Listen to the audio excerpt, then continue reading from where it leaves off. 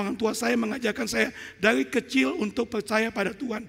Dan saya tidak punya kisah seperti Paulus dari penganiaya jemaat kemudian menjadi pengikut Kristus. Nggak ada kisah seperti itu. Karena dari kecil saya kayaknya Kristen. Nah saudara, apa yang harus saudara pikirkan kalau saudara berada dalam posisi seperti itu? Dua hal. Yang pertama, saudara harus mulai memikirkan iman kepada Tuhan itu bukan iman keluarga. Itu iman pribadi. Setuju? Karena itu ketika saudara berada dalam keluarga Kristen, jangan merasa otomatis engkau adalah anak Tuhan.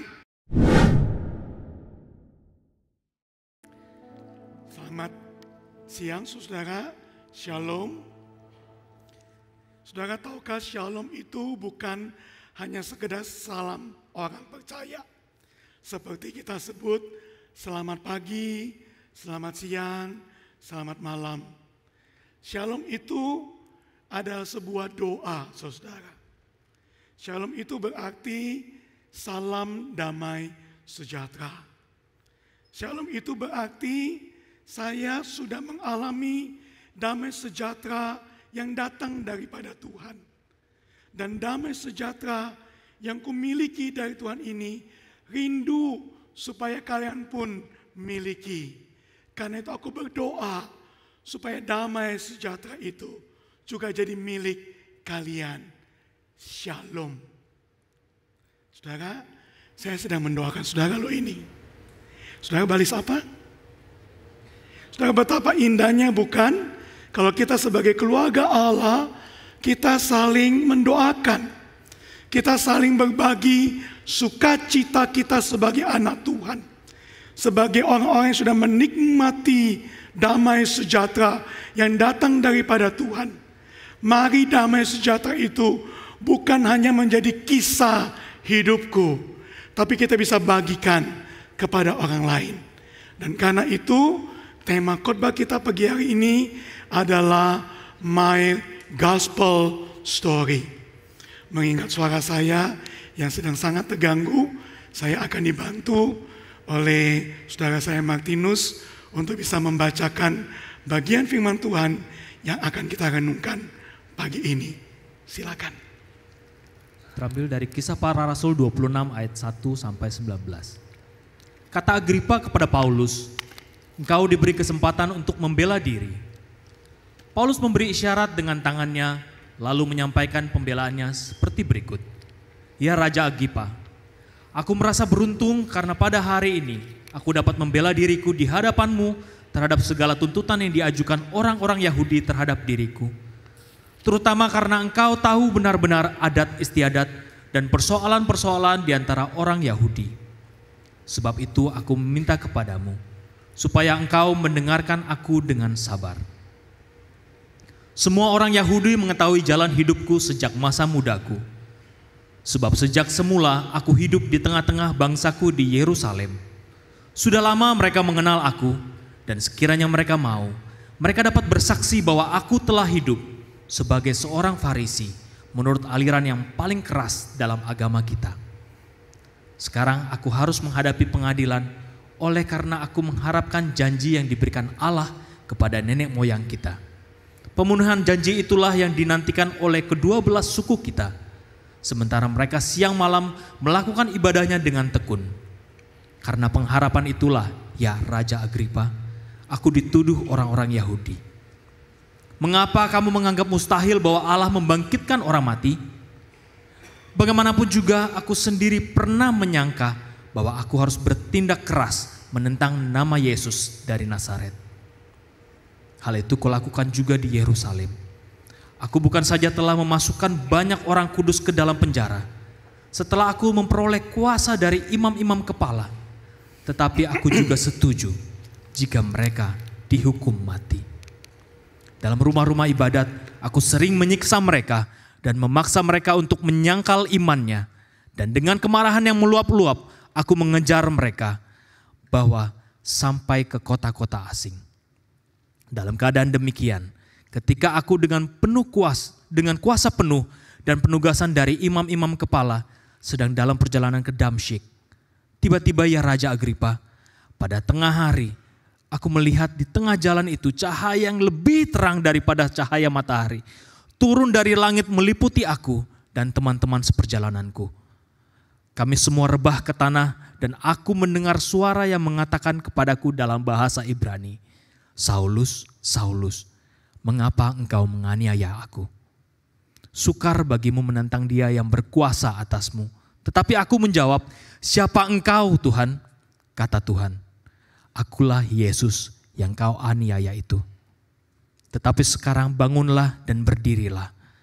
Aku menampakkan diri kepadamu untuk menetapkan engkau menjadi pelayan dan saksi tentang segala sesuatu yang telah kau lihat dari aku dan tentang apa yang akan kuperlihatkan kepadamu nanti.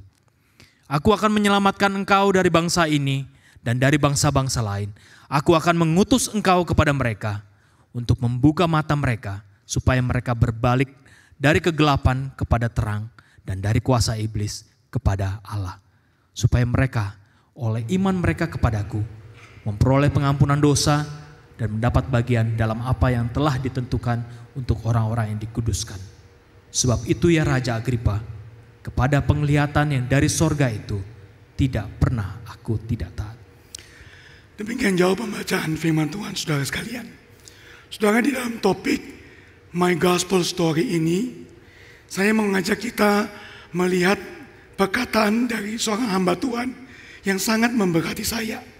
Perkataan yang dimulai dengan pernyataan bahwa tidak ada yang seperti gereja ketika gereja itu berfungsi dengan baik.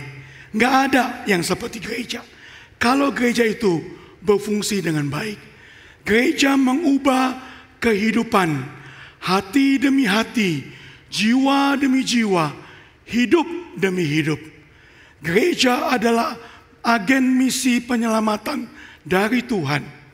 Umat percaya itu dilengkapi, Injil itu diberitakan, yang hilang itu ditemukan, yang miskin dilayani, yang kesepian dirangkul ke dalam komunitas. Dan dari semua itu Allah yang dipuji karenanya. Gereja adalah harapan bagi dunia, karena gereja adalah agen misi penyelamatan dari Tuhan. Kalau gereja berfungsi dengan baik, dia melanjutkan, tidak ada yang dapat menyamai gereja bila gereja itu berfungsi dengan benar. Sekolah yang terbaik memberikan ilmu yang terbaik. Pemerintah yang terbaik akan memberikan kesejahteraan bagi masyarakatnya. Rumah sakit yang terbaik akan memberikan kesehatan bagi orang yang sakit. Kita butuh sekolah yang baik. Kita butuh pemerintah yang baik. Kita butuh rumah sakit yang baik. Karena kita butuh kesehatan, kita butuh kesejahteraan, kita butuh pendidikan. Tapi saudara sekalian, semua kebutuhan yang baik itu akan memberikan sesuatu yang fana, yang terbatas dalam jangka waktu hidup manusia yang sangat pendek ini, 70-80 tahun. Kita bisa menjadi orang yang pintar, tapi orang sepintar apapun akan berhenti 70-80 tahun. Kita bisa punya kesejahteraan, kekayaan, menjadi orang yang terpandang, yang paling baik sekalipun akan berhenti 70-80 tahun. Kita bisa punya kesehatan, masalah kesehatan mungkin tidak sampai 70-80 tahun. Ada yang mengatakan pada saya, makin bertambahnya usia, makin bertambahnya obatku. Saudara juga alami, makin tambah usia, makin tambah obatku. Sekarang anak-anak muda juga banyak obatnya, saudara. Kita butuh kesehatan. Tetapi saudara, semuanya itu hanya akan berakhir 70-80 tahun. Saudara sekalian, gereja yang berfungsi dengan benar itu menawarkan dan memberikan jawaban yang kekal dari Allah bagi dunia yang jatuh di dalam dosa. Saudara, apa sih masalah terbesar daripada manusia? Masalah terbesar daripada manusia bukan pendidikan. Masalah terbesar manusia bukan kesehatan. Masalah terbesar manusia bukan soal penghidupan. Masalah terbesar manusia adalah dosa. Dosa yang membelenggu orang pintar sekalipun. Dosa yang membelenggu orang kaya sekalipun. Dosa yang membelenggu setiap orang yang sedang antri dalam antrian kebinasaan. Karena tidak ada jalan untuk membereskan masalah dosa itu. Kecuali ada Tuhan yang sudah datang untuk memberikan jawaban yang kekal bagi orang berdosa. Supaya setiap orang berdosa itu akan menerima berita baik bahwa Tuhan yang mengasihi dunia yang berdosa ini sudah datang bagi kita, sudah berkorban di kayu salib dan sudah menang bangkit pada hari ketiga, mengalahkan dosa dan maut, supaya setiap orang yang percaya kepadanya tidak binasa tapi beroleh hidup yang kekal. Gereja dipanggil Tuhan untuk memberitakan berita kekekalan dan pengharapan yang agung dan luar biasa itu. Karena itu, kalau gereja berfungsi dengan benar, maka gereja adalah harapan bagi dunia yang sedang dibelenggu oleh dosa. Saudara, karena itu kita perlu menjadi gereja yang berfungsi dengan benar.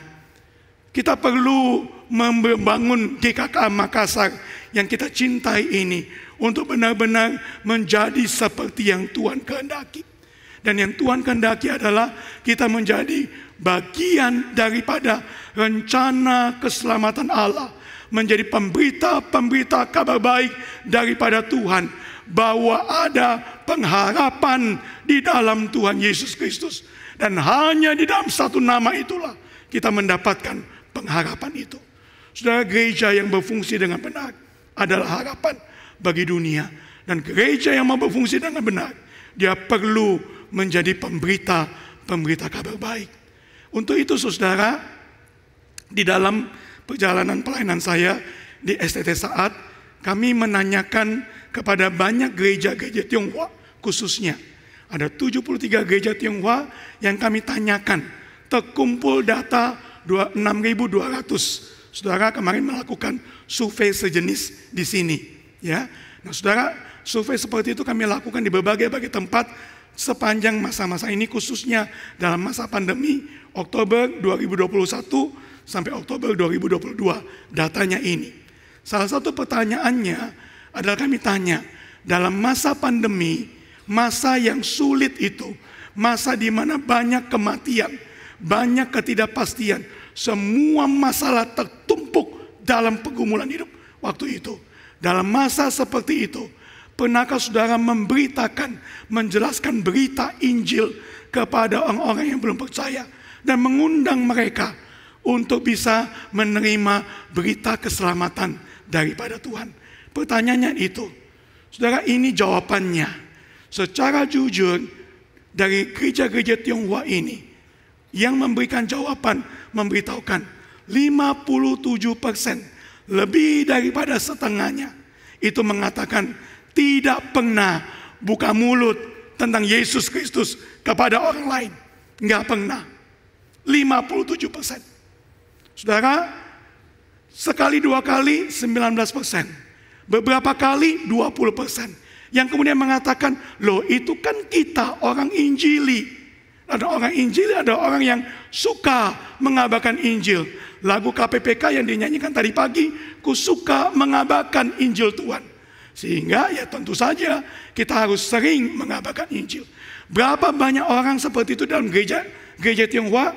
4%, saudara. Hanya 4%. Saudara, dari data ini, saudara masuk kategori yang mana? Yang tidak pernah buka mulut bagi Tuhan, yang sekali dua kali, yang beberapa kali, atau yang sering? Nanti saudara jawab sendiri di hadapan Tuhan. Pagi ini saudara, saya rindu untuk membawa kita sama-sama melihat bahwa penginjilan itu adalah bagian dari hidup bergereja. Saya mulai melakukan pertanyaan pendalaman, mewawancara cukup banyak jemaat, tanya sama jemaat-jemaat, kenapa tidak menginjili? Saudara, kesimpulannya adalah penginjilan itu beban yang sangat berat. Ada yang mengatakan, saya tidak mampu bicara. Saya bukan orang yang suka ngomong. Ya, kalau dibantah sedikit bingung saya jawab apa. Jadi saya tidak bisa bicara. Ada yang bilang, saya bukan orang pintar. Saya jemaat biasa-biasa. Saya tidak tahu dan tidak menguasai teologi yang rumit-rumit. Karena itu saya tidak menginjili. Ada yang mengatakan, saya mau menginjili, tapi saya tidak tahu harus mulai dari mana. Dan itu membuat tidak menginjili. Ada yang lebih jujur mengatakan, terlalu banyak urusanku. Ya, belum anakku, belum saudaraku, belum keluargaku, belum pekerjaanku. Saya tidak punya waktu untuk pekabaran Injil. Ada yang mengatakan, saya takut ditolak. Saya mau, tapi kalau ditolak bagaimana? Karena terlalu pikir, takut ditolak, akhirnya tidak bicara Injil. Saudara, ada banyak alasan orang-orang Kristen tidak memberitakan Injil. Kesimpulan yang paling banyak muncul adalah, saudaraku, akhirnya muncul begini. Penginjilan itu tugas orang-orang hebat di gereja. Tugas penginjil. Tugas orang majelis-majelis. Tugas orang-orang yang mampu bicara. Makanya yang sering itu cuma 4%, saudara sekalian. Sebagian besar jemaat kemudian menjadi orang yang mengatakan, kami tidak bisa menginjili. Karena penginjilan itu bukan tugas kami. Kami serahkan tugas penginjilan gereja kepada beberapa orang-orang khusus ini.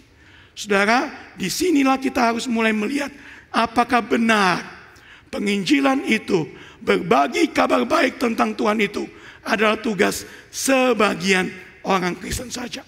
Kalau kita lihat pertanyaan ini, penginjilan itu tugas dari siapa? Saudara jawab, tugas siapa? Sambil saudara jawab, saya minum. Tugas siapa?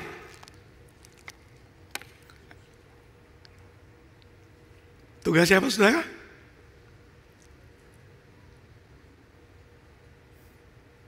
Tugas gembala sidang. Setuju?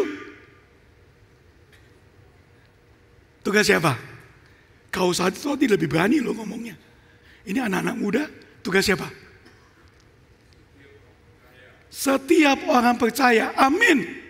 Dan itu bukan perkataan kita, itu perkataan dari Tuhan Yesus sendiri. Tuhan Yesus setelah bangkit, ya kemudian bersama-sama dengan murid-muridnya mengajarkan dan menyatakan diri sebagai Tuhan yang menang atas dosa dan maut. Dan sebelum dia naik ke sorga, ia kemudian menitipkan pesan ini kepada setiap orang Kristen. Kamu akan menjadi saksi-saksiku. Kepada siapa tugas menjadi saksi itu? Kepada kamu, kepada kita, kepada semua orang percaya. Saya senang dengan gambar ini, saudara.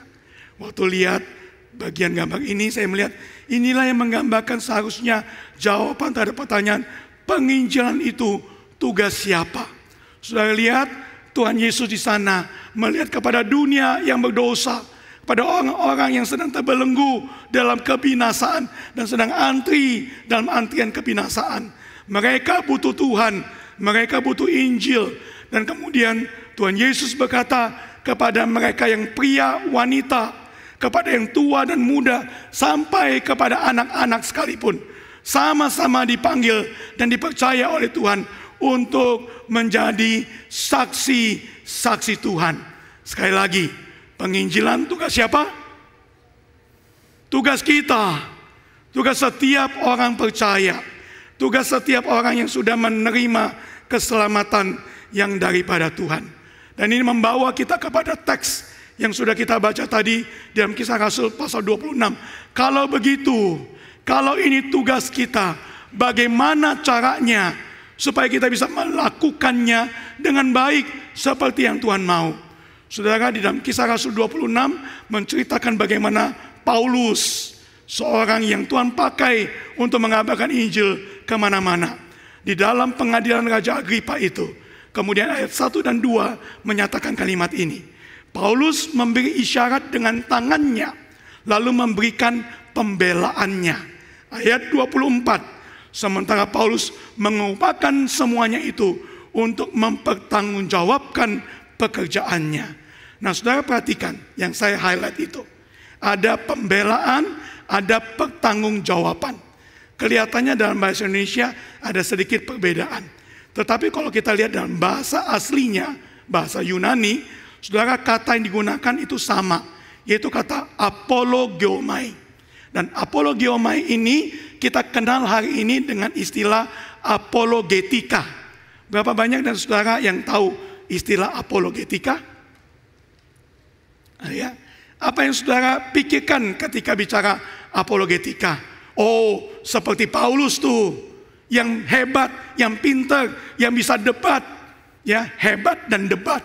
Itu pikiran orang tentang apologetika.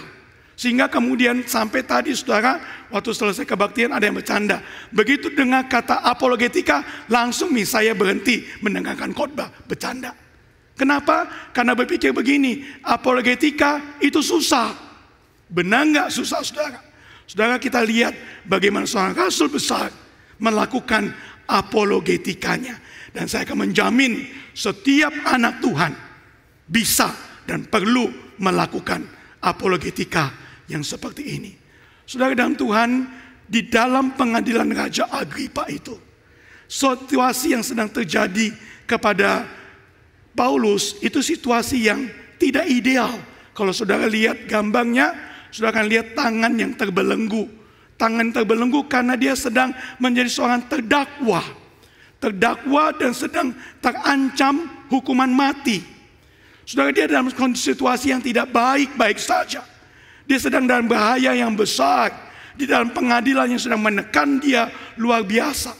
Orang yang seharusnya berada dalam situasi seperti ini harusnya menjadi orang-orang yang sedih, yang khawatir, yang takut, yang cemas, yang tidak berani, bukan?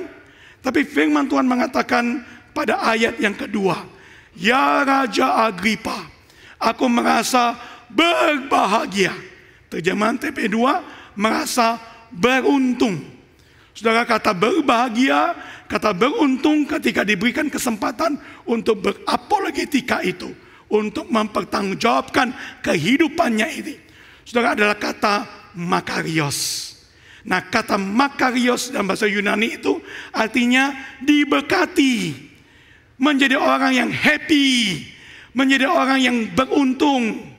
Oh saudara, bukankah kita hidup ingin bahagia? Saudara ingin diberkati? Saudara ingin menjadi orang yang beruntung? Saudara dalam Tuhan, inilah orang yang makarios. Gambar ini yang terjadi pada diri orang yang sedang terbelenggu, pada diri orang yang sedang terancam hukuman mati.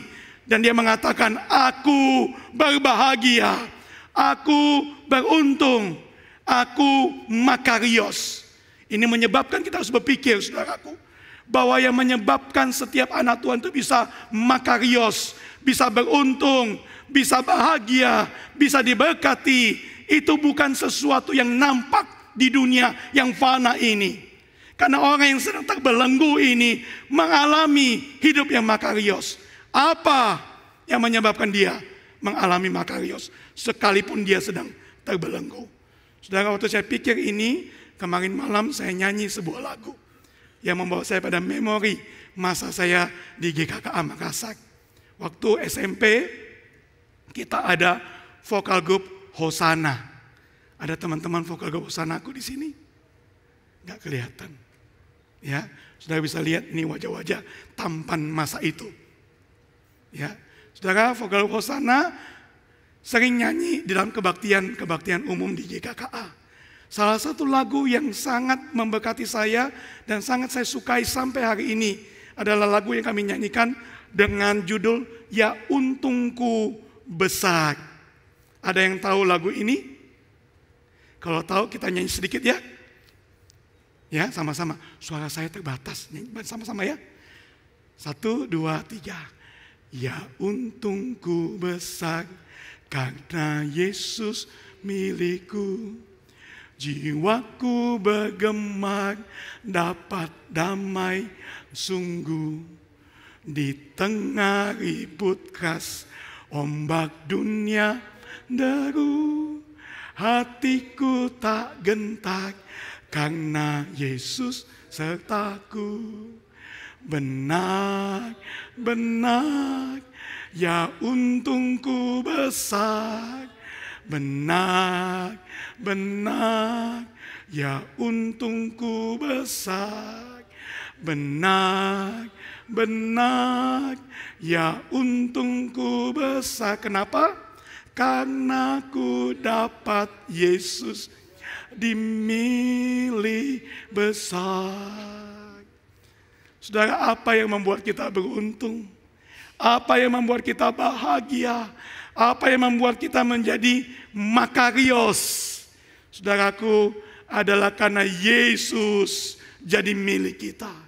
Jiwa kita bergemar karena ada damai yang sungguh. Dan damai yang sungguh bukan karena kita dilepaskan dari mara bahaya. Kita sama dengan orang-orang yang tidak percaya Tuhan, yaitu kita bisa berhadapan dengan angin ribut yang keras, dengan ombak dunia yang menderu. Tapi yang membedakan kita ketika kita berhadapan dengan angin yang keras dan ombak yang menderu itu adalah hatiku tidak gentar. Amin. Karena apa? Karena ada Yesus di dalam hidupku. Karena Yesus adalah milikku dan aku milik Yesus. Kalau Yesus bersama denganku, maka untungku besar. Saudaraku dalam Tuhan, inilah yang menjadi gospel story di dalam hidup setiap anak Tuhan. Setiap anak Tuhan ada Yesus di dalam hidupnya. Dan kalau ada Yesus dalam hidupnya, maka kita punya kisah Injil kita. Kita belajar bersama dari kisah Injil Paulus, saudara, yang saya sebut dengan nama rekening BCA. Saya tidak menjadi marketing BCA, ya, tidak. Tapi hari ini saya berdoa supaya semua saudara tempat ini, semuanya pulang tempat ini punya rekening BCA. Setuju? Ya, tapi bukan BCA yang itu. Yang itu masih fana. Saya mau kasih rekening BCA yang kekal. Dan rekening BCA yang kita harus miliki, saudara, ada rekening BCA yang dimulai dengan kata before. B itu before. Sebelum. Sebelum apa? Sebelum percaya kepada Tuhan Yesus. Paulus berkata pada ayat keempat, engkau tahu hidupku sejak aku muda. Engkau tahu siapa saya sebelum saya percaya pada Tuhan. Engkau tahu bagaimana saya menjadi orang yang begitu fanatik dalam agama Yahudi. Engkau tahu bagaimana saya menjadi orang yang kemudian menganiaya jemaat Tuhan. Engkau tahu bagaimana saya hidupnya ini jauh daripada Tuhan. Merasa diri benar tapi salah. Saleh tapi salah. Saya kemudian sedang berada di dalam antrian kebinasan, dibelenggu oleh dosa hidup saya. Saya orang berdosa, tapi itu dulu. Dan kau tahu bagaimana hidupku dulu. Ketika kemudian aku dulu ada seorang penganiaya jemaat. Aku dengan penuh kuasa dari para imam kepala. Aku kemudian dengan penuh semangat. Aku kemudian berjalan menuju ke kota Damsyik. Untuk apa? Untuk menangkapi orang-orang Kristen. Untuk menganiaya mereka. Kalau perlu bunuh mereka. Tapi di tengah perjalanan menuju kota Damsyik itu, aku kemudian mengalami conversion, pertobatan. Aku yang kemudian ingin menganiaya jemaat. Kemudian ada satu sinar, ayat 13, yang begitu terang, bahkan melebihi terang daripada sinar matahari. Sehingga aku tahu itu bukan sinar matahari. Itu sinar yang lain. Sinar dari langit, sinar dari sorga. Dan bukannya sinar yang muncul, tapi kemudian aku mendengarkan satu suara.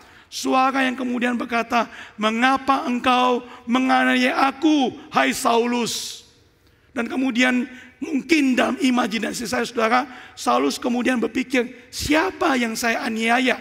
Mungkin orang Kristen yang kemudian saya aniaya dan dia mati, lalu kemudian hantunya gentayangan, lalu kemudian dia mulai tanya-tanya sama saya, kenapa kau aniaya aku? Mungkin begitu dalam imajinasi saya. Terus saudara, kita tidak perlu berimajinasi tentang siapa yang bicara itu. Karena ketika Paulus berkata, siapakah engkau? Maka kemudian suara itu menyatakan dirinya. Akulah Yesus yang engkau aniaya itu. Dan akulah Tuhan. Dan tidak ada gunanya engkau tidak bisa menang menganiaya Tuhan, menentang Tuhan. Aku Tuhan. Saudara, di dalam titik itulah Paulus mengalami intervensi Tuhan. Paulus mengalami perjumpaan pribadi dengan Tuhan. Tuhan itu menjadi nyata di dalam hidupnya. Dia pikir selama ini dia melayani Tuhan, tapi dia sadar hari itu dia salah. Dan hari itu dia ketemu dengan Tuhan. Dan dia mengalami pertobatan. Dan kemudian di dalam pertobatan dia alami ini, dia kemudian mengatakan, aku mulai mendengarkan Tuhan berkata kepadaku, sebagai orang yang sudah percaya pada Tuhan, aku mengalami proses berbalik dari orang yang menganiaya jemaat, sekarang aku menjadi orang yang melayani jemaat, melayani Tuhan. Dari orang yang menentang Tuhan, sekarang aku menjadi orang yang hidup bagi Tuhan. Saudara, kita perlu ada kisah ini, kisah pertobatan, kisah berbalik. Kalau kita datang gereja, tapi kita hanya punya kisah dulu, kita tidak punya kisah Kristus. Hari ini saya berdoa supaya saudara-saudara yang sudah datang ke rumah Tuhan ini, saudara yang membuat engkau datang ke rumah Tuhan ini, dan harta terbesar yang akan diberitakan di dalam rumah Tuhan ini adalah Kristus Yesus, Juru Selamat dunia yang sudah datang bagi kita, yang sudah memberikan Injil, berita kabar baik itu. Jangan pandang orang lain, jangankan orang lain. Engkau kemudian mengatakan, kalau orang Kristen seperti itu, saya tidak mau jadi Kristen. Saudara, salah. Karena setiap orang Kristen juga manusia berdosa yang sedang belajar bertumbuh dalam anugerah Tuhan. Kita harus melihat pada Kristus yang tidak berdosa. Kristus yang mengasihi kita. Kristus sudah datang bagi kita. Kristus yang bahkan mengasihi penganiaya jemaat, untuk kemudian dipakai menjadi pemberita kabar baik. Saudara, bertemulah engkau dengan Kristus. Mungkin sebagian saudara mengatakan, saya tumbuh dalam keluarga Kristen. Saya tumbuh di dalam pendidikan yang baik. Di dalam orang tua saya mengajarkan saya dari kecil untuk percaya pada Tuhan. Dan saya tidak punya kisah seperti Paulus, dari penganiaya jemaat kemudian menjadi pengikut Kristus. Nggak ada kisah seperti itu. Karena dari kecil saya kayaknya Kristen. Nah saudara, apa yang harus saudara pikirkan kalau saudara berada dalam posisi seperti itu? Dua hal. Yang pertama, saudara harus mulai memikirkan, iman kepada Tuhan itu bukan iman keluarga, itu iman pribadi. Setuju? Karena itu ketika saudara berada dalam keluarga Kristen, jangan merasa otomatis engkau adalah anak Tuhan. Engkau perlu punya relasi pribadi dengan Kristus. Saya punya banyak pengalaman mendengarkan kisah-kisah bagaimana anak-anak muda yang berasal dari keluarga-keluarga Kristen yang baik, yang kemudian dalam perjalanan hidupnya sebenarnya datang gereja tapi tidak punya Kristus. Sampai satu hari ia benar-benar bertobat. Maka kisah hidupnya adalah, dulu saya orang Kristen, saya dari keluarga Kristen, saya dibesarkan dari keluarga Kristen, tapi sebenarnya hidup saya tidak ada Kristus. Sampai satu titik, sampai satu momen, Kristus itu menjadi Tuhan dan Juru Selamatku. Bisa begitu. Tapi yang lain juga kemudian bisa mengatakan, saya tidak punya momen seperti itu. Apa yang harus saya pikirkan? Saudara, disinilah C yang conversion itu bisa menjadi komitmen. Artinya, kalau saudara adalah orang-orang Kristen yang tumbuh dari keluarga Kristen yang baik, lalu kemudian dalam perjalanan hidupmu engkau tidak punya proses berbalik begitu rupa, maka yang saudara harus pikirkan adalah, ada tidak momen di dalam hidupmu di mana kemudian engkau memutuskan secara pribadi, terima kasih Tuhan, engkau sudah pimpin hidupku dalam keluarga Kristen yang baik.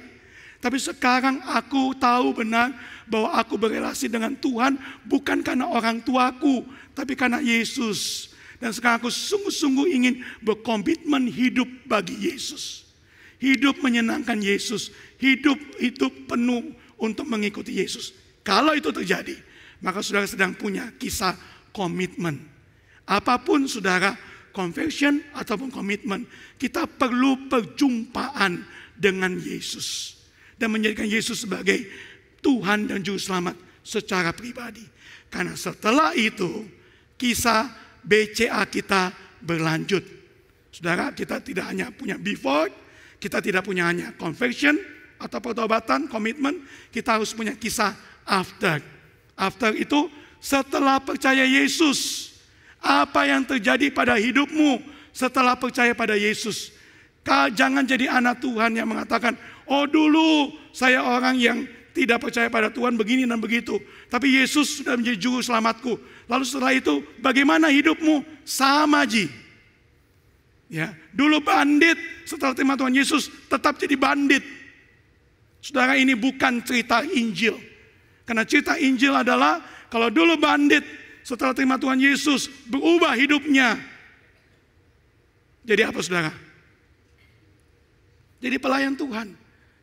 Saya satu kali sebuah gereja saudara bertemu dengan majelis dan diajak makan dengan majelis ini. Saya berkhotbah di sana dan kemudian diajak makan. Lalu kemudian kita cerita-cerita dan dia mengatakan, Pak Michael, saya dulu bukan orang Kristen.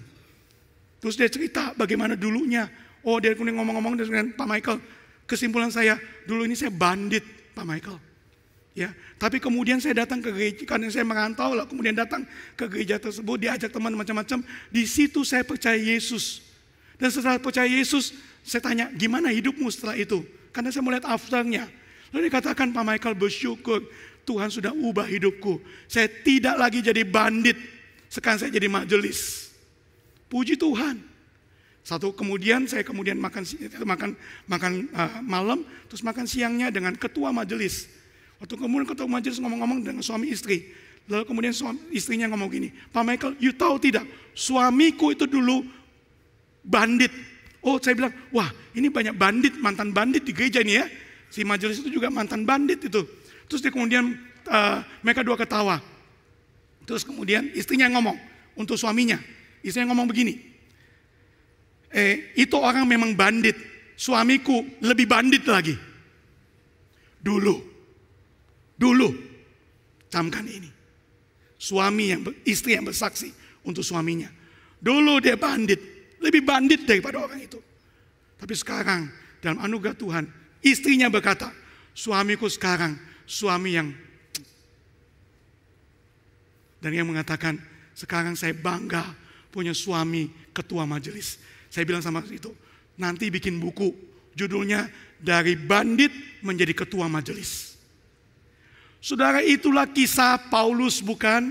Dari penganiaya jemaat, ditemui oleh Tuhan, percaya pada Tuhan, lalu kemudian dipercaya oleh Tuhan untuk hidupnya dipakai oleh Tuhan, memberitakan kabar baik kepada orang Yahudi dan khususnya kepada orang non-Yahudi. Dan kemudian pada ayat yang 19 dia berkata, terhadap penglihatan itu, terhadap perintah Tuhan itu, terhadap hidup baru yang Tuhan percayakan kepada aku itu, tidak pernah aku tidak taat. Hidupnya berubah. Dan hidup yang berubah itulah yang menyebabkan ia sekarang berada di dalam pengadilan Raja Agripa. Dan saudara-saudara menceritakan kisah Injilnya. Sebelum percaya Tuhan, setelah percaya Tuhan, dan setelah percaya pada Tuhan. Ayat 27, ia bertanya kepada Raja Agripa, percayakah engkau? Saudara lihat, apologetikanya Paulus adalah sebuah hal yang bercerita tentang kisah hidup seorang anak Tuhan. Dan kisah inilah yang kemudian ditawarkan dan kemudian menantang daripada Raja Agripa, percayakah engkau? Ayat 28 indah sekali bukan? Raja Agripa berkata, hampir-hampir saja kau yakinkan aku menjadi orang Kristen. Kalau saudara lihat di dalam terjemahan bahasa Inggris, saudara temukan di sana ada tanda tanya. Apakah dalam waktu sesingkat ini engkau bisa meyakinkan aku menjadi orang Kristen? Tanda tanya. Dua versi terjemahan ini sebenarnya maknanya lebih kurang sama. Artinya adalah bahwa Raja Agripa itu hampir terpersuasi dengan kisah agung dari Injil Yesus Kristus yang mengubah hidup Paulus itu bukan? Dan saudara dalam Tuhan, di dalam pernyataan daripada Raja Agripa ini, ada yang tanya, apakah Raja Agripa percaya pada Tuhan pada akhirnya? Alkitab tidak memberikan catatan. Kita tidak tahu. Dan tidak perlu berasumsi. Tetapi yang Alkitab beritahukan jauh lebih besar daripada sekedar Raja Agripa percaya atau tidak. 29, Paulus berkata, aku mau berdoa kepada Allah supaya segera atau lama-kelamaan, soon or later, bukan hanya engkau saja, tapi semua orang yang lain yang hadir di sini, yang mendengarkan perkataan dan kisah Injil ini, akan menjadi sama seperti aku, yaitu mengalami Injil Yesus Kristus. Yang boleh membedakan kita cuma belenggu ini saja. Tapi saya berdoa supaya soon or later, cepat atau lambat, semua orang bisa percaya pada Tuhan. Sudah kelihatannya ini mustahil, bukan? Kelihatannya ini gak mungkin terjadi. Dia sedang terdakwa. Harapannya ini mimpi di siang bolong. Tapi saudara, dia tidak sedang bermimpi di siang bolong. Dia sedang bervisi bersama dengan Kristus. Karena kemudian yang terjadi, saudara, penutup dari Kisah Para Rasul pasal 28. Itu ada 2 ayat yang sangat penting. Di sana dikatakan Paulus tinggal 2 tahun penuh di rumah yang disewanya. Tidak mati. Dia menyewa rumah di Roma 2 tahun penuh. Yang menerima semua orang dengan terus terang, dengan bebas, tanpa rintangan apa-apa. Memberitakan kerajaan Allah, mengajar tentang Tuhan Yesus Kristus. Tidak ada yang sanggup menahan kuasa Tuhan bekerja kalau setiap anak Tuhan mau mengabarkan Injil Tuhan. Kenapa? Karena ada Tuhan di situ sedang berkarya. Saudara, ini mengingatkan kita bukan kepada janji daripada Tuhan Yesus ketika dia mengatakan, pergi, jadikan segala bangsa muridku. Jadikan segala bangsa, ceritakan kabar baik itu.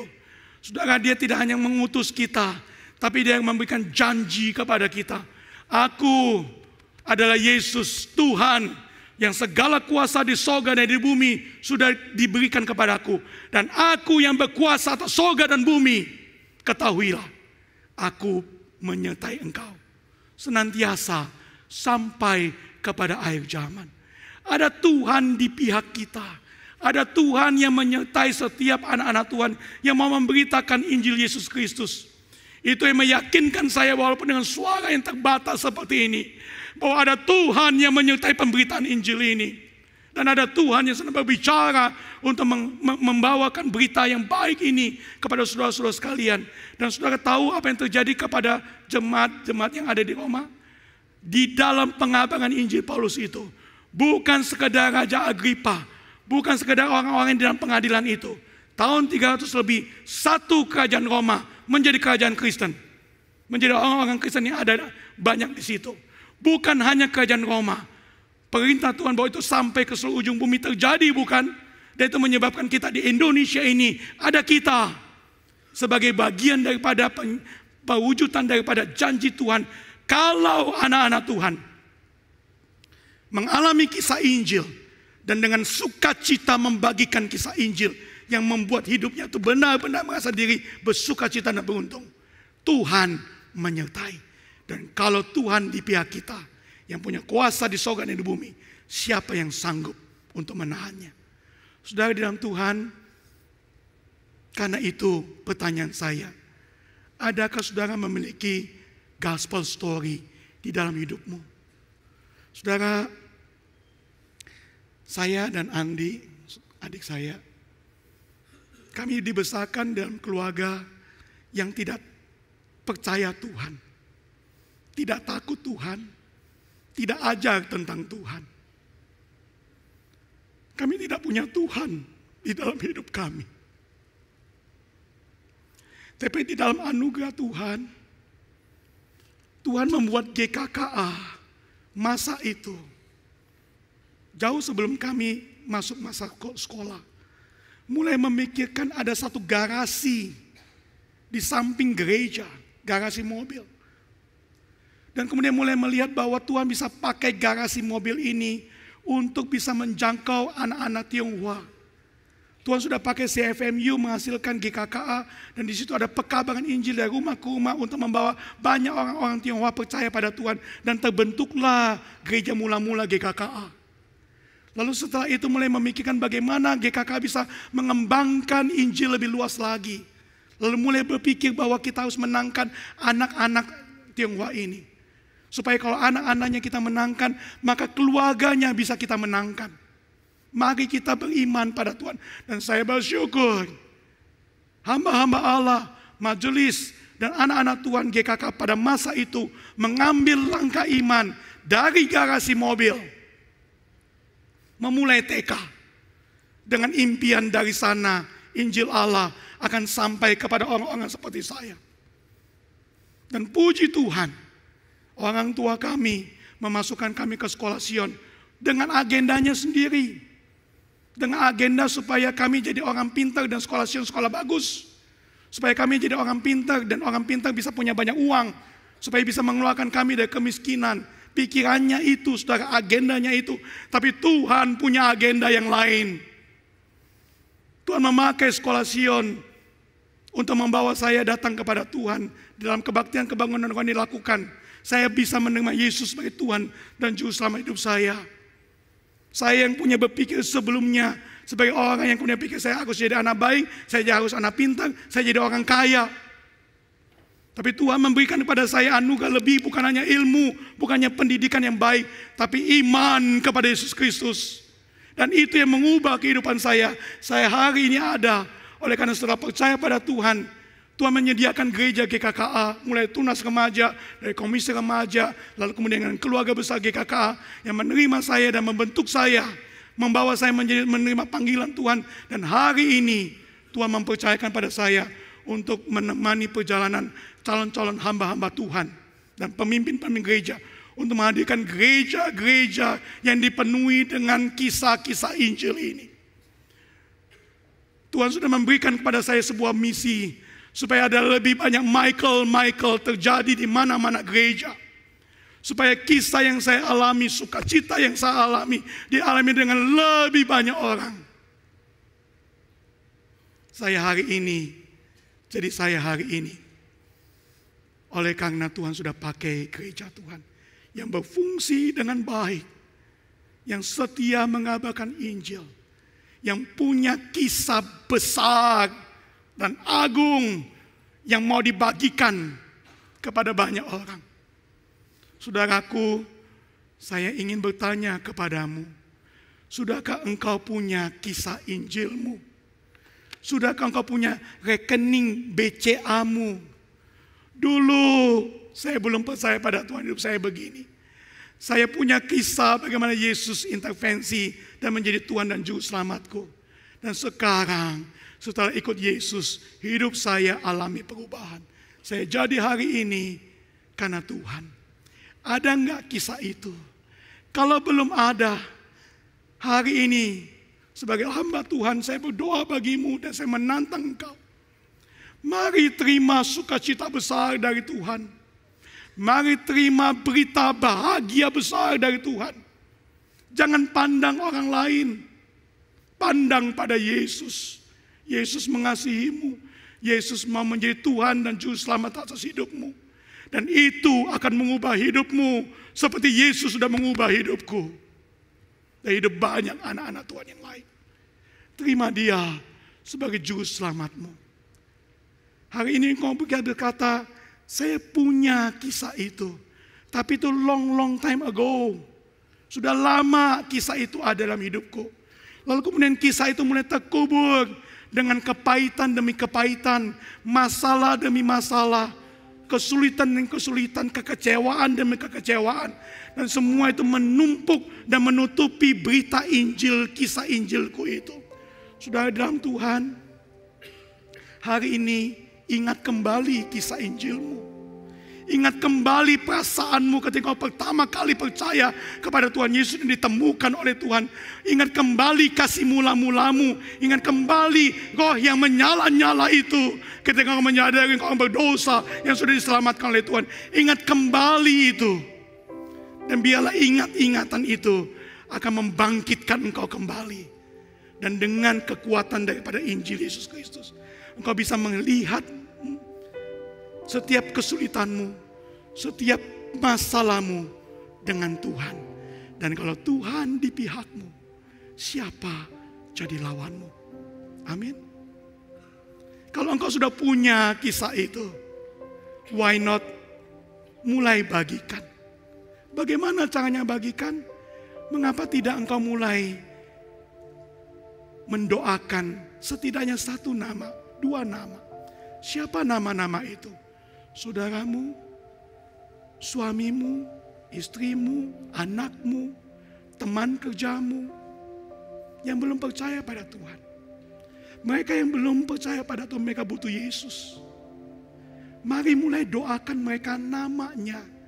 Bawa mereka ke dalam doamu. Jangan jadi orang Kristen misalnya, masih berdoa enggak? Masih. Doain apa? Doain diri melulu.